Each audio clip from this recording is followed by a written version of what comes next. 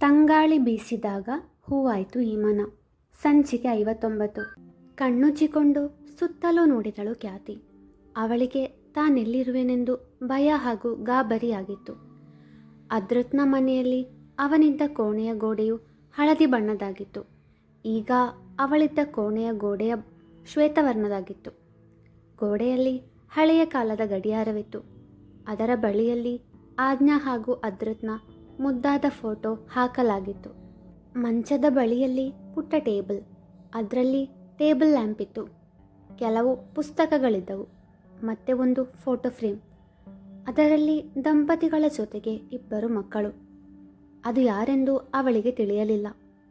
ಇನ್ನೊಂದು ಬದಿಯಲ್ಲಿ ಬಟ್ಟೆಗಳಿಡುವ ಕಪಾಟು, ನಂತರ ಕಿಟಕಿ, ಅದು ಸಹ ಹಿಂದಿನ ಕಾಲದ್ದು. ನಾನು ಯಾವಾಗ ಇಲ್ಲಿಗೆ ಬಂದೆ, ಈ ಜಾಗ ಯಾವುದು ಎಂಬ ಪ್ರಶ್ನೆಯೊಂದಿಗೆ ಕೋಣೆಯಿಂದ ಹೊರಬಂದಳು. ಅದೊಂದು ಹಳೆಯ ಶೈಲಿಯ ತೊಟ್ಟಿಮನೆ, ಆದರೂ ಕೆಲವು ಆಧುನಿಕತೆಗಳನ್ನು ಒಳಗೊಂಡಿತ್ತು. ತುಂಬ ತಂಪಾದ ವಾತಾವರಣ ಮನಸ್ಸಿಗೆ ಹಿಡಿಸಿದರೂ ತಾನು ರಾತ್ರಿ ಕಳೆದು ಬೆಳಗಾಗುವುದರೊಳಗೆ ಅದು ತನಗೆ ತಿಳಿಯದೆ ಹೇಗೆ ಇಲ್ಲಿ ಬಂದೆ ಎಂಬ ಪ್ರಶ್ನೆ ಮೂಡಿತು. ಬ್ರೆಡ್, ಗುಡ್ ಮಾರ್ನಿಂಗ್, ಬೆಳಗಾಯ್ತಾ ನಿನಗೆ? ಶಾಂತದುರ್ಗಾರವರು ಕೇಳಿದಾಗ ಅವರನ್ನು ಕಂಡು ತುಸು ಸಮಾಧಾನಗೊಂಡಳವಳು. ಗುಡ್ ಮಾರ್ನಿಂಗ್ ಅಜ್ಜಿ, ಇದು ನಿಮ್ಮ ಮನೆನಾ ಎಂದು ಕೇಳಿದಳು. ನಮ್ಮ ಮನೆ ಅನ್ನು ಬ್ರೆಡ್ ಎಂದವರೇ. ಅಲ್ಲಿಗೋ, ಬಾತ್ರೂಮ್ ಇದೆ, ಬ್ರಷ್ ಮಾಡು ಎಂದರು. ಹೊಟ್ಟೆ ಹಸಿವಾಗಿದ್ದರಿಂದ ಹೆಚ್ಚೇನೂ ಯೋಚಿಸದೆ ಬಚ್ಚಲು ಮನೆಗೆ ಹೋದವಳು ತಾನು ಬ್ರಷ್ ತಂದಿಲ್ಲ ಎಂದು ನೆನಪಾಗಿ ಮತ್ತೆ ಅವರ ಬಳಿಗೆ ಬಂದಾಗ ಅವರು ಅವಳಿಗಾಗಿ ಹೊಸ ಬ್ರಷ್ ಹಿಡಿದು ನಿಂತಿದ್ದರು. ಅವರಿಗೆ ಚಂದದ ನಗು ನೀಡಿದವಳು ಥ್ಯಾಂಕ್ಸ್ ಅಜ್ಜಿ ಎಂದು ಮತ್ತೆ ಬಚ್ಚಲು ಮನೆಗೆ ಬಂದಳು. ಅವಳ ತವರು ಮನೆಯಲ್ಲಿ ಹಾಗೂ ಅದ್ರತ್ನ ಮನೆಯಲ್ಲಿ ಅಟ್ಯಾಚ್ಡ್ ಬಾತ್ರೂಮ್ ಇತ್ತಲ್ಲ, ಹಾಗಾಗಿ ಅವಳು ಈ ಥರದ ಬಚ್ಚಲು ಮನೆಯನ್ನು ನೋಡಿರಲಿಲ್ಲ. ತುಸು ಕಷ್ಟವಾದರೂ ಬೇಗನೆ ಮುಖ ತೊಳೆದು ಬಂದಳು. ಹೇ ಬ್ರೆಡ್, ಬಾತ್ ಮಾಡಿಲ್ವಾ ಎಂದಾಗ ಅಜ್ಜಿ, ನಂಗೆ ಹೊಟ್ಟೆ ಹಸಿತಿದೆ, ಮೊದಲು ತಿಂಡಿ ಕೊಡಿ.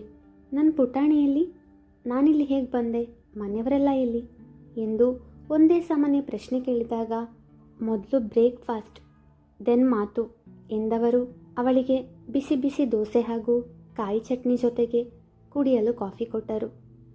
ಮರು ಮಾತನಾಡದೆ ಬೇಗನೆ ತಿಂದು ಮುಗಿಸಿದವಳು ಅಜ್ಜಿ, ಈಗ ಹೇಳಿ, ಎಲ್ಲಿದ್ದಾರೆ ಎಲ್ಲರೂ ಎಂದಾಗ ನಿನ್ನ ಗಂಡ ಮತ್ತು ಡಾಟರ್ ಸ್ಕೂಲಿಗೆ ಹೋಗಿದ್ದಾರೆ, ನಿನ್ನ ಅತ್ತೆ ಮಾವ ದೇವಸ್ಥಾನಕ್ಕೆ ಹೋಗಿದ್ದಾರೆ ಚುಟುಕಾಗಿ ಉತ್ತರಿಸಿದರು. ನಾವು ಯಾವಾಗ ಇಲ್ಲಿಗೆ ಬಂದ್ವಿ, ನನಗೆ ಗೊತ್ತಾಗಲಿಲ್ಲ. ಪುಟಾಣಿಯ ಜೊತೆ ಸ್ಕೂಲಿಗೆ ಅಂದರೆ ಏನರ್ಥ, ಈ ಜಾಗ ಯಾವುದು ಎಂದು ಕೇಳಿದವಳಿಗೆ ನಿನ್ನ ಗಂಡ ಬಂದ ಮೇಲೆ ನಿನ್ನ ಪ್ರಶ್ನೆಗಳನ್ನು ಕೇಳು ಎಂದವರೇ. ಈಗ ನನಗೆ ಸಹಾಯ ಮಾಡು ಬಾ, ಇವತ್ತು ನಮ್ಮ ಕೆಲಸದ ಆಳು ಬರಲಿಲ್ಲ ಎಂದರು. ಅವರ ಮಾತಿಗೆ ತಲೆ ಆಡಿಸಿದವಳು ಅಡುಗೆ ಕೋಣೆಗೆ ಹೋಗಿ ಅವರಿಗೆ ಬೇಕಾದ ಸಹಾಯ ಮಾಡಿದಳು. ತನ್ನ ಕೆಲಸ ಮುಗಿಸಿದವಳು ತಾನು ಮೊದಲಿದ್ದ ಕೋಣೆಗೆ ಹೋದಳು. ಅವಳಿಗೀಗ ಸ್ನಾನ ಮಾಡಬೇಕಿತ್ತು, ಆದರೆ ಬಟ್ಟೆ ಬೇಕಲ್ಲ, ಅದಕ್ಕಾಗಿಯೇ ಕೋಣೆಗೆ ಬಂದಿದ್ದಳು. ಒಂದು ಬ್ಯಾಗ್ ಕಂಡಿತ್ತವಳಿಗೆ. ತೆರೆದು ನೋಡಿದಾಗ ಅವಳದೇ ಬಟ್ಟೆಗಳು. ಅರೆ, ನನ್ನ ಬಟ್ಟೆಗಳು ಅಂದರೆ ಮೊದಲೇ ಇಲ್ಲಿಗೆ ಬರೋ ಪ್ಲ್ಯಾನ್ ಮಾಡಿನೇ ನನ್ನ ಕರ್ಕೊಂಡು ಬಂದಿದ್ದಾರೆ. ಇರಲಿ, ಚಕ್ಕುಲಿ ಅಂಗಡಿಯವನು ಬರಲಿ ಮೊದಲು, ಆಮೇಲೆ ವಿಚಾರಿಸ್ತೀನಿ ಎಂದುಕೊಂಡವಳು ಸ್ನಾನ ಮುಗಿಸಿ ಬಂದಳು.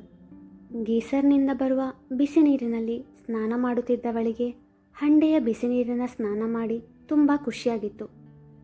ಸ್ನಾನ ಮುಗಿಸಿ ದೇವರ ಕೋಣೆಗೆ ಹೋಗಿ ಕೈ ಮುಗಿದು ಬಂದವಳು ತನ್ನ ಮನೆಯವರ ಜೊತೆ ಮಾತನಾಡೋಣ ಎಂದುಕೊಂಡು ಮತ್ತದೇ ಕೋಣೆಗೆ ಬಂದು ತನ್ನ ಮೊಬೈಲ್ ಹುಡುಕಿದಳು. ಆದರೆ ಎಲ್ಲೂ ಸಿಗಲಿಲ್ಲ.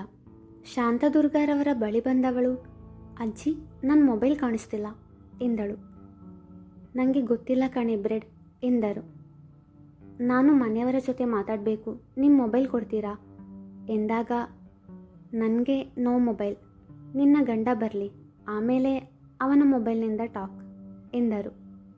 ಈ ಅಜ್ಜಿ ಒಬ್ಬರು ಎಲ್ಲದಕ್ಕೂ ನಿನ್ನ ಗಂಡ ಬರಲಿ ಅಂತ ಹೇಳ್ತಾರೆ, ನಾನೇನು ಮಾಡಲಿ ಈಗ ಎಂದುಕೊಂಡವಳೆ ಮನೆಯ ಹೊರಗೆ ಬಂದಳು. ಮನೆಯ ಮುಂದೆ ದೊಡ್ಡ ಅಂಗಳ, ಸುತ್ತಲೂ ಹಚ್ಚ ಹಸಿರು. ತಾನು ಯಾವುದೋ ಊರಲ್ಲಿದ್ದೇನೆ, ತೀರಾ ಹಳ್ಳಿಯೂ ಅಲ್ಲದ ಪಟ್ಟಣವೂ ಅಲ್ಲದ ಪ್ರದೇಶವಿದು ಎಂದರಿದಳು. ಅವಳಿಗೆ ಸುತ್ತಮುತ್ತ ಪರಿಸರ ಇಷ್ಟವಾಗಿತ್ತು. ಶುದ್ಧವಾದ ವಾಯು, ಸುಂದರ ಪ್ರಕೃತಿ, ಚಂದದ ಮನೆಯ ಜೊತೆ ತಮ್ಮ ಪರಿವಾರ. ಜೀವನ ಪೂರ್ತಿ ಇಲ್ಲೇ ಇರಬೇಕು ಎಂದನಿಸಿತು ಅವಳಿಗೆ. ಆದರೆ ಮರುಕ್ಷಣವೇ ತನ್ನ ಮುದ್ದಿನ ತಮ್ಮನ ನೆನಪಾಯಿತು. ಮೊಬೈಲ್ ಇಲ್ಲದೆ ಮಾತನಾಡುವುದು ಹೇಗೆ? ಎಲ್ಲಿದ್ದೇನೆ ಎಂದು ತಿಳಿಯದೆ ಮನೆಗೆ ಹೋಗುವುದು ಹೇಗೆ? ತನ್ನ ಮನೆಯವರನ್ನು ನೋಡುವುದು ಹೇಗೆ? ಅದ್ರಿತ್ ತನ್ನನ್ನು ತನ್ನ ತವರು ಮನೆಯವರಿಂದ, ತನ್ನ ಗೆಳತಿಯಿಂದ ದೂರ ಮಾಡಿದ ಎಂದು ಅವನ ಮೇಲೆ ಕೋಪ ಬಂದಿತ್ತವಳಿಗೆ. ಆದರೆ ಕೋಪ ತೋರಿಸಲು ಅವನು ಅಲ್ಲಿರಲಿಲ್ವಲ್ಲ. ಸ್ವಲ್ಪ ಹೊತ್ತಿನಲ್ಲಿ ಮುಕುಂದ ದಂಪತಿಗಳು ಬಂದವರೇ. ಖ್ಯಾತಿ, ತಗೋ ಪ್ರಸಾದ ಎಂದು ಅವಳ ಕೈಗೆ ಪ್ರಸಾದವನ್ನು ಕೊಟ್ಟರು. ಅತ್ತೆ, ಮಾವ, ನಾವೆಲ್ಲಿಗೆ ಬಂದಿದ್ದೀವಿ? ಯಾವಾಗ ಬಂದ್ವಿ ಇಲ್ಲಿಗೆ? ನಾನು ನಿನ್ನೆ ನಮ್ಮ ರೂಮಲ್ಲಿ ಮಲಗಿದ್ದೆ ತಾನೆ ಎಂದಾಗ ಗಂಡ ಹೆಂಡತಿ ಇಬ್ಬರು ಮುಖ ಮುಖ ನೋಡಿಕೊಂಡರು, ಏನು ಹೇಳುವುದು ಎಂದು. ಅಷ್ಟರಲ್ಲಿ ಅದ್ರಿತ್ ಹಾಗೂ ಆಜ್ಞಾ ಬಂದಾಗ ಇಬ್ಬರಿಗೂ ತುಸು ನೆಮ್ಮದಿಯಾಯಿತು. ಮಮ್ಮಿ ಎಂದವಳು ಖ್ಯಾತಿಯ ಸೊಂಟದ ಸುತ್ತ ಕೈ ಬಳಸಿ ತಬ್ಬಿಕೊಂಡವಳು. ಮಮ್ಮಿ, ಪಪ್ಪ ನನ್ನನ್ನು ಹೊಸ ಸ್ಕೂಲಿಗೆ ಸೇರಿಸಿದ್ರು ಗೊತ್ತಾ? ತುಂಬ ಚೆನ್ನಾಗಿದೆ ನಮ್ಮ ಸ್ಕೂಲ್. ಇನ್ಮೇಲೆ ನಾವಿಲ್ಲೇ ಇರ್ತೀವಂತೆ ಮಮ್ಮಿ ಎಂದಳು ಖುಷಿಯಿಂದ.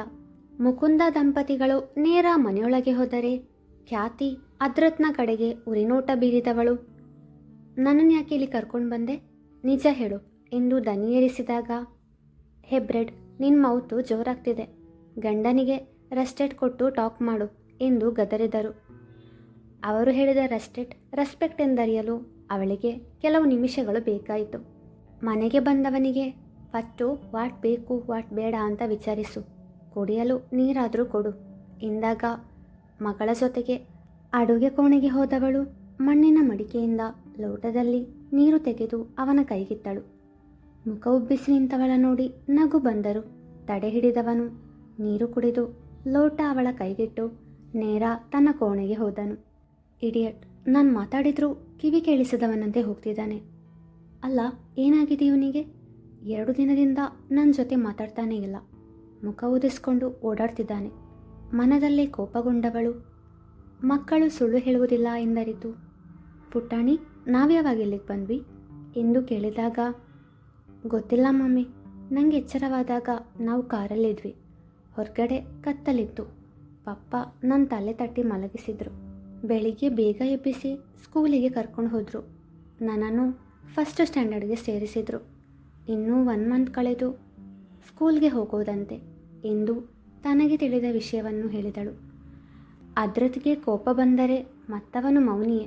ಅವನ ಕೋಪ ಕಡಿಮೆಯಾಗುವವರೆಗೂ ಮಾತನಾಡಲಾರನವನು. ಖ್ಯಾತಿಗೆ ಏನಾಗುವುದೋ ಎಂಬ ಭಯದಿಂದ ಬಂದವ. ಅವತ್ತು ಅವಳು ಆಕರ್ಷ್ ಜೊತೆ ಮಾತನಾಡುವುದನ್ನು ಕಂಡಾಗ ಕೋಪ ಬಂದಿತ್ತವನಿಗೆ. ತಾನು ಅಷ್ಟು ಹೇಳಿದ ನಂತರವೂ ಮನೆಯಿಂದ ಹೊರಗೆ ಹೋದಳಲ್ಲ ಎಂದು. ಅಂದಿನಿಂದ ಅವಳ ಜೊತೆ ಮಾತನಾಡಿರಲಿಲ್ಲ ಅವನು. ಖ್ಯಾತಿಗೆ ಅವನ ಈ ಚರ್ಯೆಯಿಂದ ಇರುಸು ಮುರುಸಾಗುತ್ತಿತ್ತು. ಅವನನ್ನು ಮಾತನಾಡಿಸಲು ಯತ್ನಿಸಿದಳಾದರೂ ಅವನು ಮಾತನಾಡಲಿಲ್ಲ. ಮದುವೆಯಾದ ಬಳಿಕ ಆ ಊರು ಬಿಟ್ಟು ಇಲ್ಲಿಗೆ ಬರಬೇಕೆಂದು ಮೊದಲೇ ಅಂದುಕೊಂಡಿದ್ದ. ಅದಕ್ಕೊಂದು ಕಾರಣವೂ ಇತ್ತು. ಸಹನಾ ಹಾಗೂ ಅವ್ಯಯ್ ಬಳಿ ಅವನು ಸಹಾಯ ಕೇಳಿದ್ದನಲ್ಲವೇ. ಅದೇನೆಂದರೆ, ಖ್ಯಾತಿ ಇನ್ನು ಮುಂದೆ ಆಫೀಸಿಗೆ ಬರುವುದಿಲ್ಲ. ಅವಳ ರಾಜೀನಾಮೆ ಪತ್ರವನ್ನು ತಾನು ಇಮೇಲ್ ಮಾಡುವೆ, ಅದನ್ನು ಸ್ವೀಕರಿಸಿ ಮುಂದಿನ ಫಾರ್ಮಾಲಿಟೀಸ್ ನೋಡಿಕೊಳ್ಳಿ ಎಂದು. ಅವನ ಈ ನಿರ್ಧಾರದ ಹಿಂದಿನ ಕಾರಣವೇನೆಂದು ಸಹನಾ ಕೇಳಿದಾಗ ಅವನು ಉತ್ತರಿಸಲಿಲ್ಲ. ಅವ್ಯಯ್ ಅವನ ಮಾತಿಗೆ ಸಮ್ಮತಿಸಿದ್ದ. ಅಂದು ಖ್ಯಾತಿ ಆಸ್ಪತ್ರೆಯಲ್ಲಿದ್ದಾಗ ಅವನು ಗೋಪಿನಾಥ್ ದಂಪತಿಗಳ ಬಳಿ ಹೇಳಿದ್ದು ಇಷ್ಟೆ. ಅತ್ತೆ, ಮಾವ, ಇನ್ನು ಖ್ಯಾತಿ ಇಲ್ಲಿರೋದು ಸೇಫಲ್ಲ. ನಾನು ಅವಳನ್ನು ನಮ್ಮ ಊರಿಗೆ ಕರ್ಕೊಂಡು ಹೋಗ್ತೀನಿ. ಇನ್ಮೇಲೆ ನೀವು ಅವಳನ್ನು ಕಾಂಟ್ಯಾಕ್ಟ್ ಮಾಡುವ ಹಾಗಿಲ್ಲ. ಒಂದು ವೇಳೆ ನಿಮ್ಮ ನಂಬರ್ ಟ್ರೇಸ್ ಮಾಡಿ ನಮ್ಮ ಲೊಕೇಶನ್ ಪತ್ತೆ ಹಚ್ಚಿ ಅವರು ಬಂದರೆ ಮತ್ತೆ ಅವಳ ಕೊಲೆ ಪ್ರಯತ್ನ ಮಾಡಿದರೆ ನಾನು ನಿಮಗೆ ಆಫೀಸಿನ ನಂಬರ್ಗೆ ಕಾಲ್ ಮಾಡಿ ಖ್ಯಾತಿಯ ಬಗ್ಗೆ ತಿಳಿಸುವೆ ಎಂದಾಗ ಆಶಾರವರು ಖ್ಯಾತಿ ಇದಕ್ಕೆ ಒಪ್ಪುವುದಿಲ್ಲ ಎಂದಿದ್ದರು. ಇನ್ಮೇಲೆ ಖ್ಯಾತಿಗೆ ಮೊಬೈಲ್ ಕೊಡುವುದಿಲ್ಲ ನಾನು. ಅವಳು ಮೊಬೈಲ್ನಿಂದ ಗೂಗಲ್ ಮ್ಯಾಪ್ ನೋಡಿ ಮತ್ತೆ ಇಲ್ಲಿಗೆ ಬಂದರೂ ಬರಬಹುದು. ನನಗೆ ಅವಳು ಮುಖ್ಯ ಎಂದವ. ಅವಳಿಗೆ ತಿಳಿಯದ ಹಾಗೆ ನಾನು ಅವಳನ್ನು ಊರಿಗೆ ಕರ್ಕೊಂಡು ಹೋಗ್ತೀನಿ, ಎಲ್ಲ ಸರಿಯಾಗೋ ತನಕ ನಾವಲ್ಲೇ ಇರ್ತೀವಿ ಎಂದಿದ್ದ. ಅವನ ಮಾತು ಸರಿ ಎನಿಸಿದರಿಂದ ಅವರು ಅವನ ಮಾತಿಗೆ ಸಮ್ಮತಿಸಿದ್ದರು. ಹಿಂದಿನ ದಿನ ರಾತ್ರಿ ಅವಳ ನೀರಿನ ಬಾಟಲಿಯಲ್ಲಿ ನಿದ್ದೆ ಮಾತ್ರೆ ಬೆರೆಸಿದ್ದ. ಅದನ್ನು ಕುಡಿದವಳು ಮಲಗಿದಾಗ ತಾನು ಮೊದಲೇ ನಿರ್ಧರಿಸಿದಂತೆ ಅವಳನ್ನು ಊರಿಗೆ ಕರೆತಂದ. ಅವಳ ಮೊಬೈಲ್ ಅಲ್ಲೇ ಬಿಟ್ಟಿದ್ದ. ಮನೆಯವರಿಗೆ ಅವನ ಈ ನಡೆಯ ಹಿಂದಿನ ಕಾರಣ ತಿಳಿಸಿದಾಗ ಅವರು ಅವನಿಗೆ ಬೆಂಬಲ ನೀಡಿದ್ದರು. ಹೇ, ನಿನ್ನನ್ನೇ ಕೇಳ್ತಿರೋದು ನಾನು. ನನ್ನನ್ನು ಯಾಕೆ ಇಲ್ಲಿ ಕರ್ಕೊಂಡು ಬಂದೆ?